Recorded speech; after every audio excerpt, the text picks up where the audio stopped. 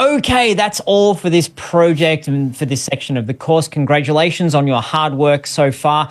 And we're here for a bit of a chat, bit of a hangout so that we can remind you of some of the things that are important and answer some of the questions that our students ask around about this stage of the course and of the projects.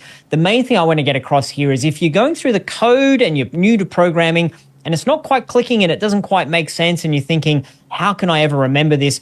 It's really important to go easy on yourself. In the early days, you have to practice and be consistent. Every day you have to keep looking at the same thing, and eventually it does stick in your head and it does embed. And it's perfectly okay at this stage of a course to just be copying what we're saying and what we're doing and not 100% understanding it.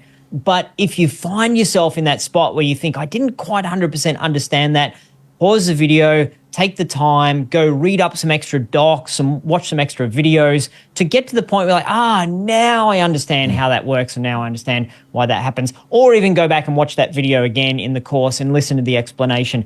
Honestly, I have to listen to things 2 or 3 or 4 or 5 times before I'm like, that's how it works and how it fits together. So don't be too hard on yourself if you're finding that. On the other end of the spectrum, if you're going through this and you're like, I know this stuff, it's really easy. That's cool as well. That's fine. Stephen smirked just now. He's like, that's me. It's all too easy. No. And so the important thing is to push yourself, do the challenges. And we've made a fun little game, but if you found that easy, then implement some more complex aspects to it or push it further, push yourself further to do more with that. So you can really self-direct in terms of how fast or how slow you go. If everything's a little bit complicated, don't worry, you'll get there. Just keep practicing. If everything's a little bit simple, then, hey, make it a little bit more challenging for yourself. Like Rick was saying, so much of Unity can be really overwhelming at first, but I actually think we've done a really good way structuring this course in a way that the student can kind of have a strong foundation to build on first, and then we can introduce more intermediate and complex topics over time.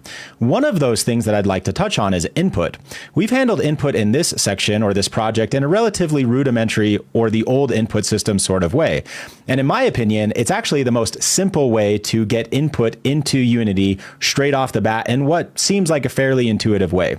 But there's a lot of different ways to do input with inside of Unity. Every single time we go into a new project, we're going to handle input in a slightly more complex way so you can actually learn and grow those sorts of skills. It's a super good point as well throughout this whole course. We often get people in the Q&A section being like, why did you do it that way? There's a better way to do it. What we're trying to say is, at this stage, we don't want to aim for the absolute best code, most amazing way of doing things because there's a lot of concepts wrapped up in the best code. We're trying to keep the concepts simple. We're trying to make sure that you have a win and that you're going along at a good pace and building, as Stephen's talking about, with a spiral syllabus where I know this bit and I can build on that foundation and build on that foundation and so on. So don't stress if you're looking at the code and you're like, surely there's a better way to do this.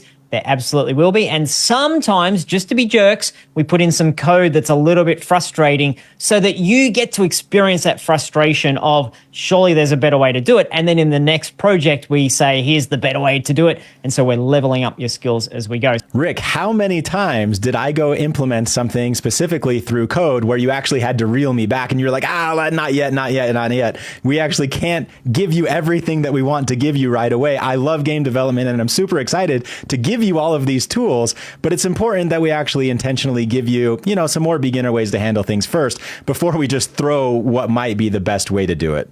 Yeah, and we also find that if we build a massive project that's spectacular, it can take 250 lectures, and 250 lectures on the very first project, people don't tend to like as much as, okay, we did that, let's get to the next one. So that's why we try to get through a whole bunch of different game projects in this entire course. So great point on that as well, Stephen. So that's it for now. What a cool first section. I can't wait to see what you guys come up with in the next section, which is going to be Rocket Boost. Rick will handle you for one more project, and then I've got you. So handle Rick for just one more section, and then you're all mine, and I can't wait to see you there. Put up with Rick for one more project, all the bad dad jokes. Yeah, let's do it. Let's get jumping into Rocket Boost. We'll see you there.